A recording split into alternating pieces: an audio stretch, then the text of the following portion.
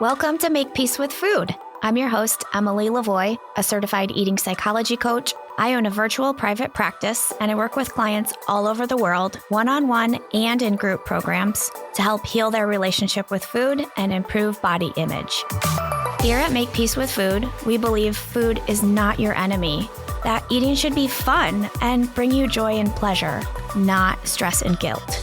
To keep this a safe space, I will try my best to avoid mentioning numbers like calories and weight, as well as other potentially triggering content, but you know yourself best, so please avoid any episode topics that may not feel helpful to where you're at in your healing journey.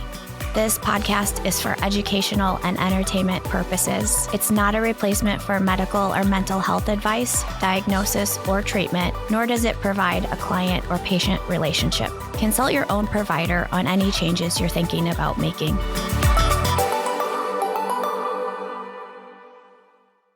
Today's episode is brought to you by my one-on-one coaching. If you're curious about becoming a client and want to learn more about what it looks and feels like to receive support in healing your relationship with food and improving your body image, go to my website, emily-lavoie.com, to schedule a free 30-minute Zoom consultation. Welcome to episode 10. I'm so glad you're here. Quick update. I think maybe in a previous episode, I updated you guys on this landscaping project that I had been working on. And I really wanted to do it myself, and I did a lot of it myself.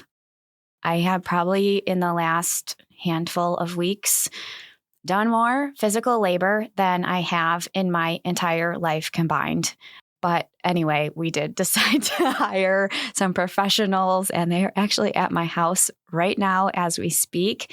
And it's so fascinating watching them because, wow, they are just so impressive. It's going to look so good. I can't wait to see how it turns out. The goal is to have it be very minimalist, trying to kind of adopt that minimalist lifestyle, but making my life easier.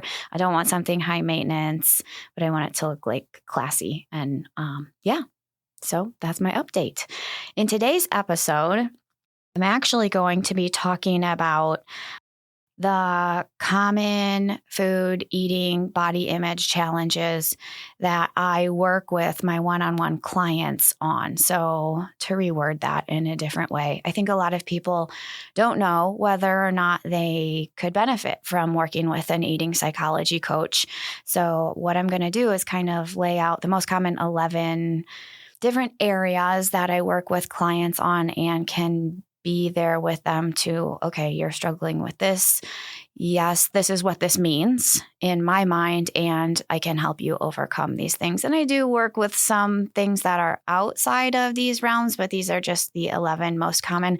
Most people do not struggle with just one of these things. Most people kind of, once I get explaining, you'll understand better. But most people are like, yeah, I struggle with A, B, and C, or I struggle with X, Y, and Z, and I used to struggle with these 3 as well, but that was kind of back in the day when I was actively pursuing intentional weight loss, aka dieting. So let's dive in.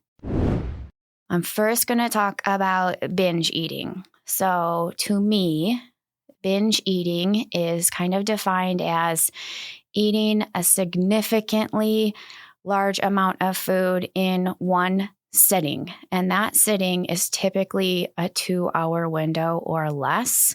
And if you compared what you were eating in this 2-hour window, it would be significantly more than what, quote unquote, a normal person would eat in this same 2-hour window. And some other things I can add about binge eating is that it is far more common to see binge eating happening in the afternoon or evening or the second half of the day versus the first half of the day. It can happen in the first half of the day, and it does for some people. We just see that much less often. Binge eating is typically something that is done in private, and it's typically something that a person works pretty hard to keep secret. So maybe they wait until every single person in their household is asleep, or maybe they get in their car and go to restaurant drive-thrus, and then they're probably pretty careful to dispose of like the quote unquote evidence by throwing it away in a public trash receptacle. Or if they're in their own home, they might bring the evidence or the wrappers to their outdoor garbage can. Or like if it's their indoor garbage can, they might like shove it way down deep and hide it under other trash that is in their garbage can because they want to keep their secret a secret. A lot of times when a person is binge eating, again, not always, but a lot of times it kind of feels like it's being done very fast and frantically and maybe even standing versus a person being relaxed and sitting down and eating nice and slowly and enjoying it. If a person is binge eating, it can be done sitting down and really relaxed and really slowly as well. So I'm just kind of trying to share like what we commonly see, kind of generalizing. There is always a sense of being out of control. So you might be very aware that you are physically full or physically not hungry. You could even be so full that you're experiencing physical discomfort or severe pain from your fullness. And even though you're feeling that, you still cannot stop yourself from eating. Or maybe you are trying to stop yourself from eating and you can't stop. Sometimes the amount of food a person consumes during a binge is so painful that the person kind of like ends up in a little ball, like the fetal position on the floor, or in their bed because of the amount of pain, but not always.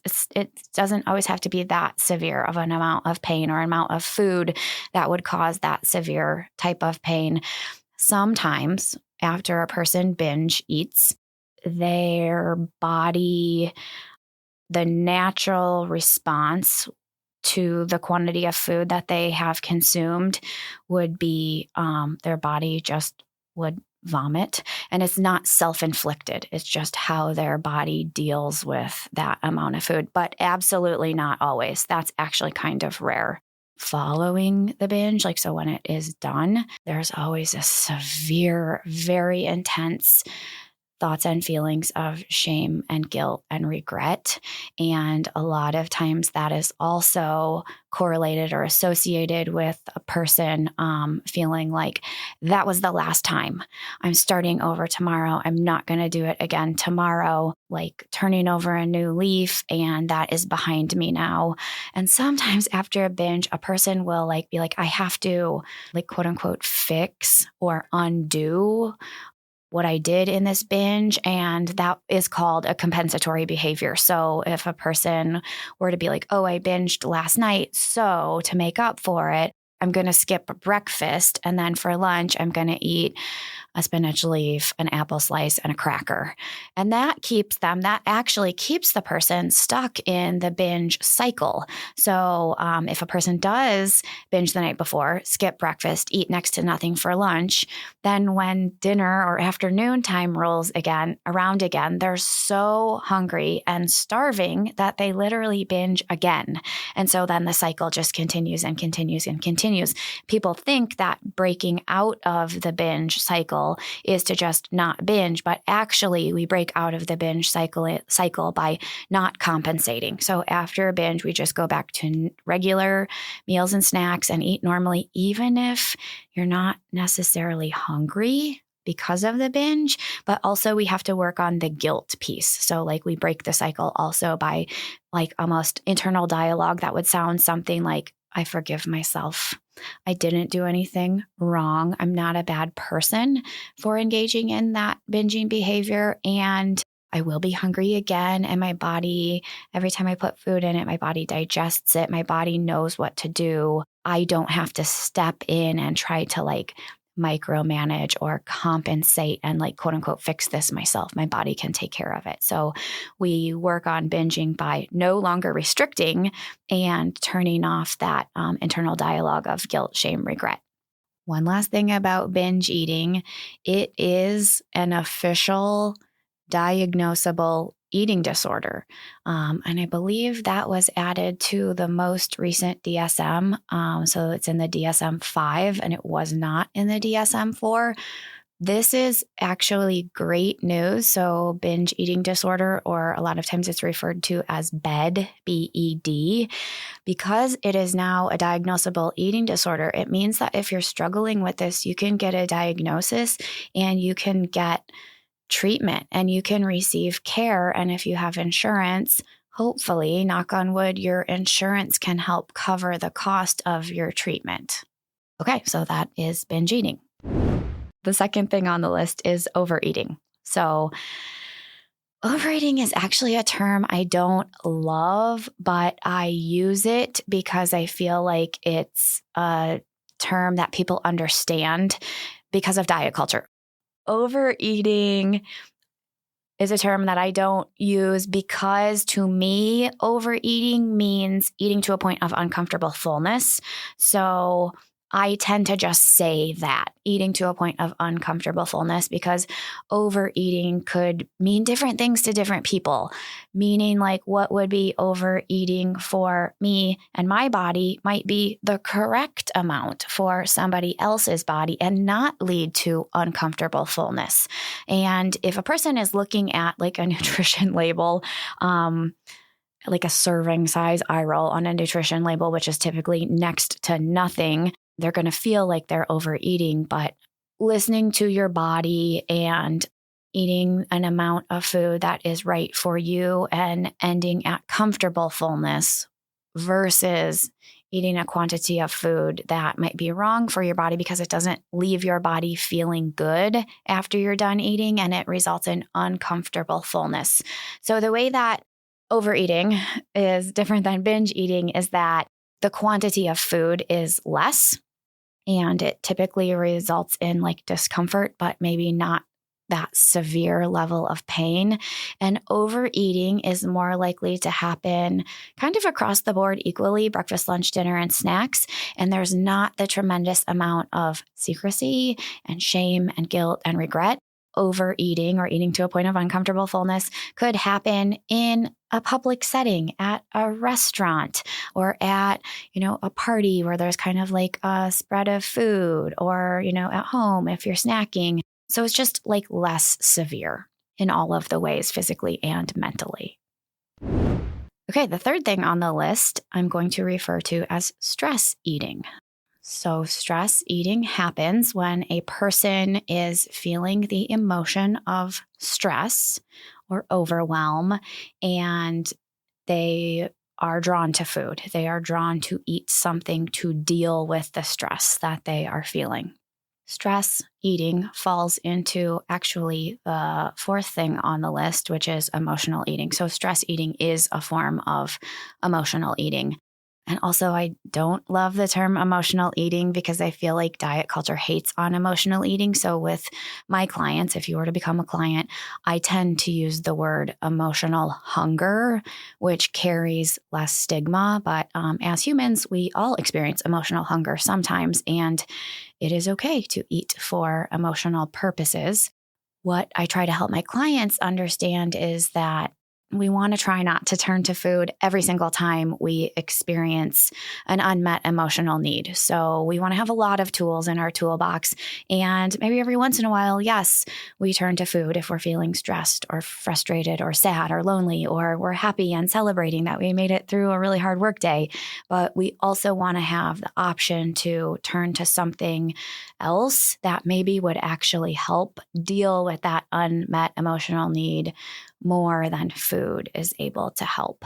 So yeah, a person can turn to food for any unmet emotional need, not just stress. And this happens very, very often. And I don't want to toot my own horn, but I feel like when I have a client that is struggling with turning to food when they experience emotional hunger, also known as emotional eating often, I'm really able to help and support them through that and get them to a better place where we load their toolbox with lots of different tools, and this emotional eating that they engage in is because they want to, and they're giving themselves permission to do it, and they realize fully that they are turning to food for an unmet emotional need. They know what the emotion is that they are feeling, and they know what caused the emotion, and they paused for a second and decided whether or not food was the way they wanted to cope with that emotion or not.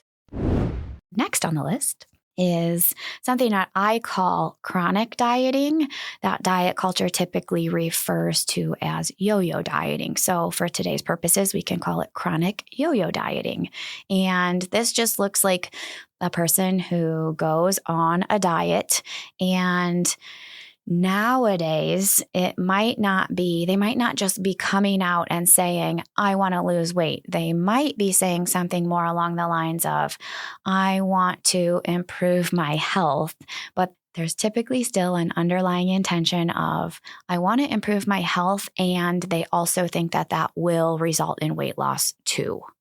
Some people who are chronic dieters will go back to the same diet over and over and over again. I see this really commonly with Weight Watchers in the US and in Europe and the UK. The version of I think from my understanding, it's very similar to Weight Watchers, but it's called Slimming World or Slim World, something along those lines, that these people are kind of frequent flyers.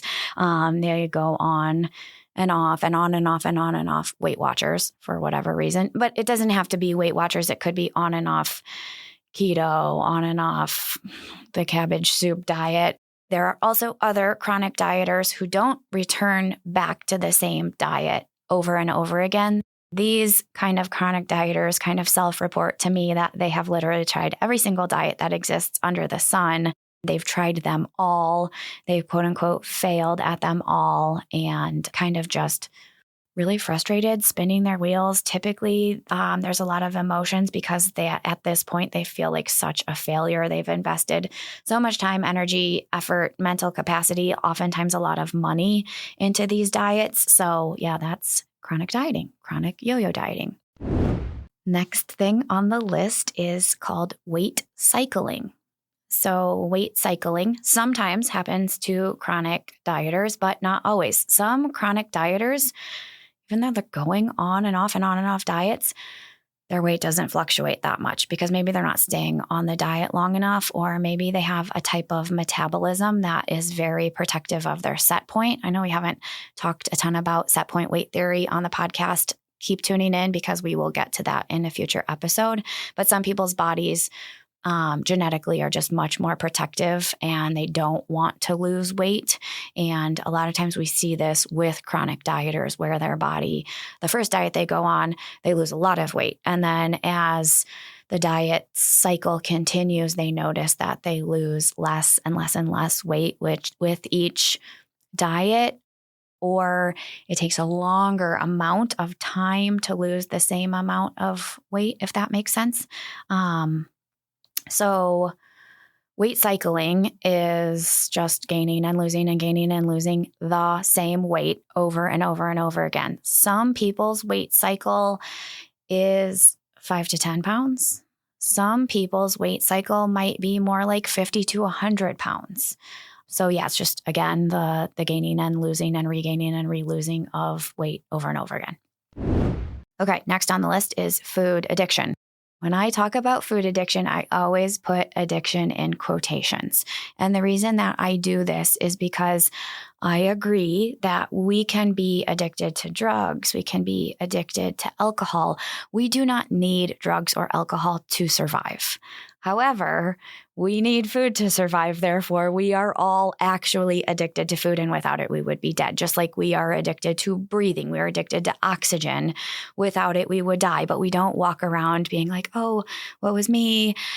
I breathed too much today. I took in too much oxygen. What is wrong with me? I'm going to hold my breath all day long tomorrow to make up for all of this extra breathing that I did today. But we do that with food. So I do understand that people can feel addicted to food or certain foods. I'm going to kind of go in two different directions. So the first direction that I want to go in is evolutionarily speaking, there is a reason why sometimes our caveman ancestors would stumble across foods that have like a specific ratio of either salt and fat. So think a potato chip or a French fry, or a specific ratio of sugar and fat. So think of like a cookie or candy bar, where once we start eating, it feels really hard to stop. And our ancestors, or evolutionarily speaking, this was actually helpful because it would help their bodies to prepare for famines, because back in the day, famines happened.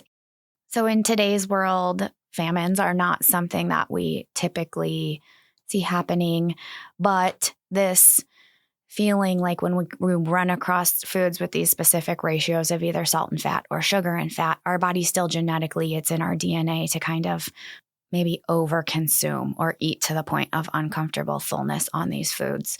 The thing about this is that food manufacturing companies know this. They know about these food ratios, and they specifically engineer foods with these ratios because we'll buy them, we'll eat it and finish it, and then buy more and more and more. So these food companies are literally like filling dump trucks with our money because they make foods that make us, I think there's even like a potato chip logo that's like, once you start, you can't stop, or can't stop eating them or something. And it's like, yeah, they know what they're doing when they're making this. So now I want to go down the other route, kind of the other avenue of food addiction, before I move on to the next bullet point.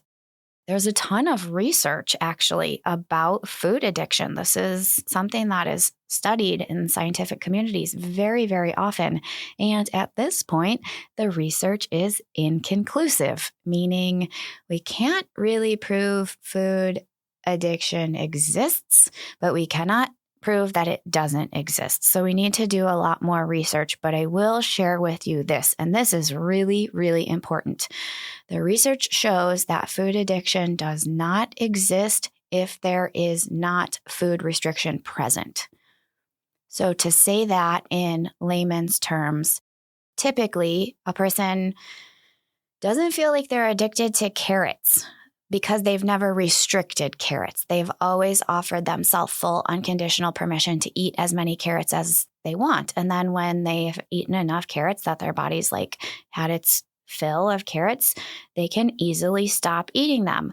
But when we restrict a food, so say you're telling yourself you can't eat cookies, that is when you feel like you're addicted to cookies, and that is because of the restriction. So that's kind of what the most recent research is showing, that when restriction is not present, we don't feel like we're addicted to food. And this is because of the science of habituation. So once we habituate ourselves to something like cookies, we no longer feel addicted to them, and cookies become carrots.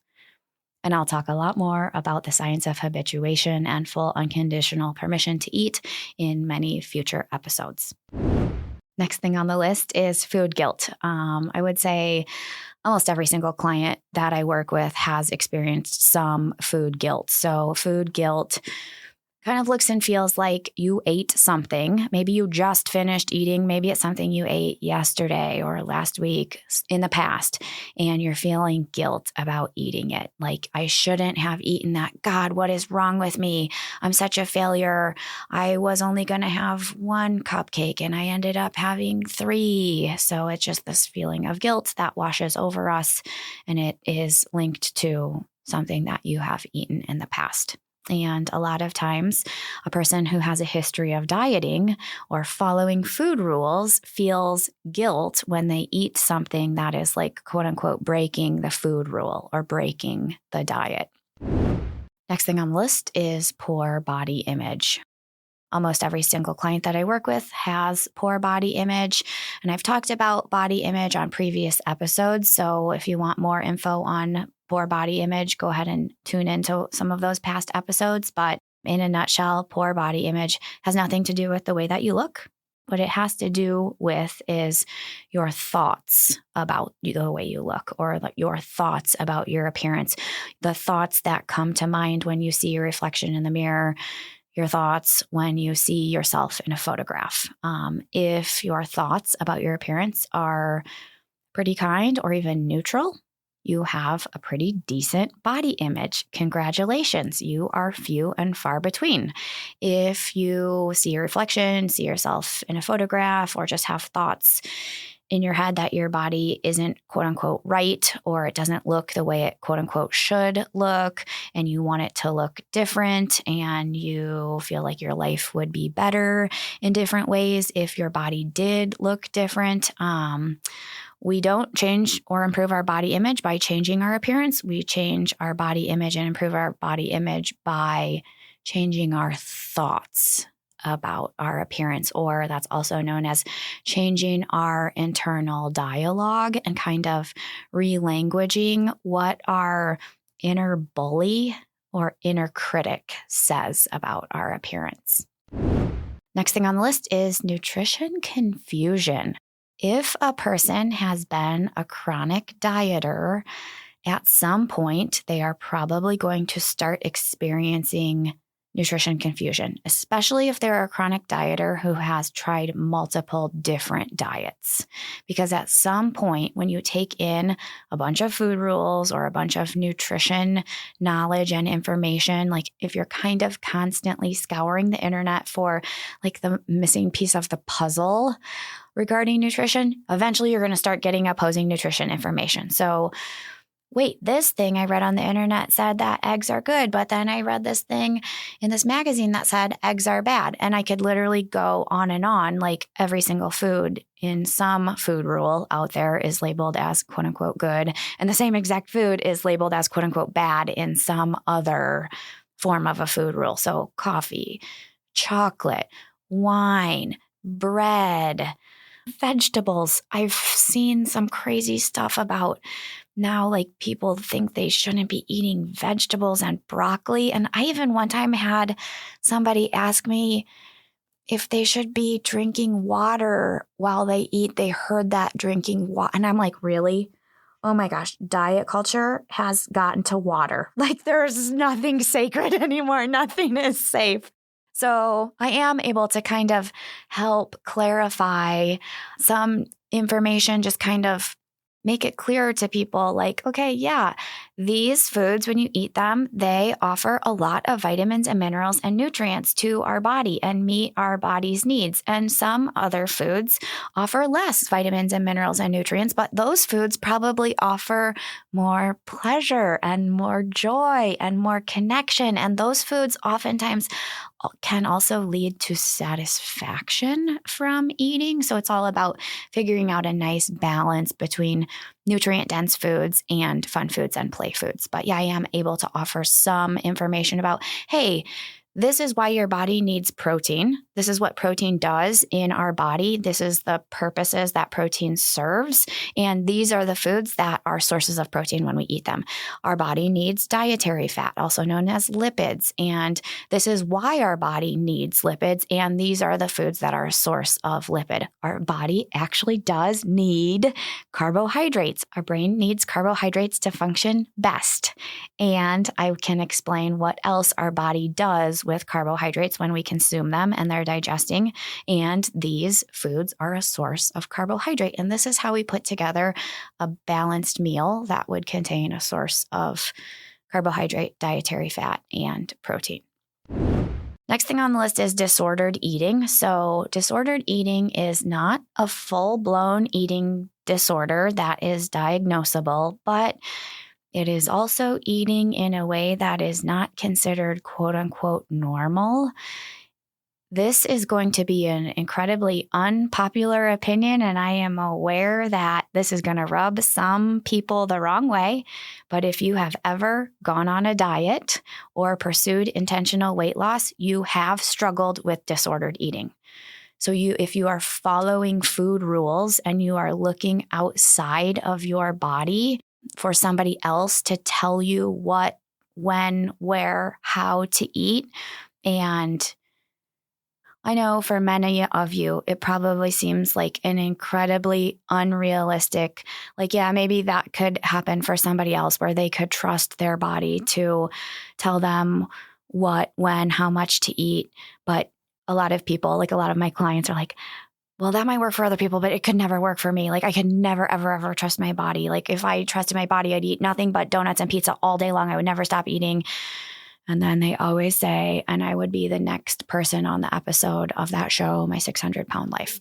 And so I get that it seems like an impossibility to you right now, but we take baby steps to get there. And I promise you, you can trust your body. I give you all kinds of tools, and we take our time learning how to practice using the tools.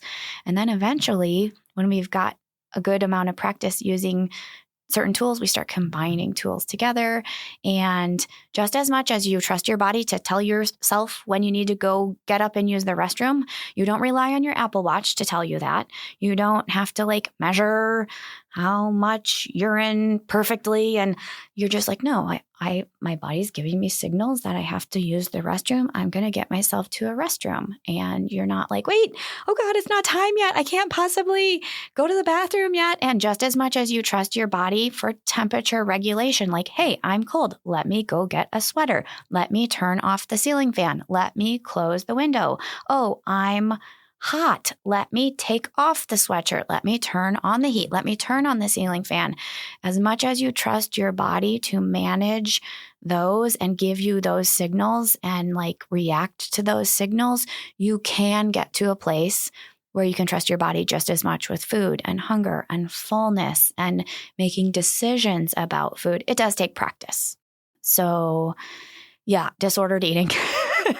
That's where I started. But so it's not a full-blown eating disorder that is diagnosed by a healthcare provider or a mental health provider, but it is like maybe thinking about food too much or feeling crazy around food or feeling like you just don't have a great relationship with food and you can't trust your body. And then the last thing on the list is eating disorder recovery. So I can work with clients who have eating disorders. And I will say this, that if they have like a mild to maybe moderate eating disorder, I can take them on as a client. If a person is really struggling with a really severe eating disorder, sometimes I have to tell them, like, as much as I want you to recover and I want you to get better, I think you need a higher level of care than I can provide virtually. I think for your safety, you might need to go to an inpatient facility or a residential facility, or you might need a PHP, partial hospitalization program, or an IOP, an inpatient, like partial hospitalization. And that's just for medical safety and to get you to a better place as quickly as possible to get you stabilized. And then I will say this, in this world, this is so sad to me, when a person has recovered or they're in recovery from an eating disorder, it's really hard to maintain recovery because diet culture really encourages us to engage in behaviors that are disordered. Not only do they encourage, diet culture doesn't only encourage us to engage in disordered behaviors, diet culture calls disordered behaviors, quote unquote, healthy. Like, okay, you're gonna, like, the steam is coming out of my ears now. But sometimes I think it's really nice for people navigating recovery, living in diet culture still, to have somebody there to support them and check in with. And I'm more than happy to do that for people. So those are I think it was 11 things that I commonly work with clients who are struggling with those. And like I said, you might really identify with a few of the things on the list. Maybe there are some things on the list that you feel like, oh yeah, I used to do that, but I don't do that anymore. I do this now. And if you're struggling with any of the things on those lists, you might be an ideal client. And what you would want to do is go to my website, which is emily-lavoie.com, and click the book now, schedule a free consultation now button. It's literally everywhere on my website. And in the consultation, we would meet over Zoom. We have 30 minutes and we can chat, get to know each other. One of the things that typically happens in consultations as well is I actually explain to people what it would look and feel like if they were to become a client, so they can kind of know what to expect if they're trying to make the decision about doing this work and overcoming their unwanted eating challenges. That's the show. Thanks so much for listening. If you enjoyed it, I'd be so grateful if you take a minute to follow or subscribe to the podcast and leave a rating and review on Apple, Spotify, or whatever podcast platform you're listening on. It helps others to find the podcast and continue spreading this important information to more people who need to hear it. This podcast is made possible by paid supporters at patreon.com/makepeacewithfood.